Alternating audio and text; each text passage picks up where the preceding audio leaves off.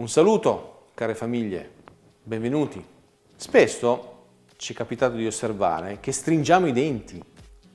Questo ha degli effetti dannosi sia sui nostri denti, perché facilita il fatto che i denti si consumano, affatica la nostra muscolatura, sovraccarica le articolazioni e quindi tutto questo stress dovuto al fatto che noi serriamo o bruxiamo può avere degli effetti negativi. Come contrastare questa azione? Tenendo presente che spesso lo facciamo di notte mentre dormiamo e non ce ne accorgiamo. Ci sono dei dispositivi che consentono di proteggere la vostra dentatura. Sono dispositivi fatti su misura e consentono di ridurre gli effetti negativi di queste abitudini. Per ulteriori informazioni visitate il nostro sito www.studiomastalia.com oppure la nostra pagina Facebook Studio Mastalia, la tua salute nelle giuste mani.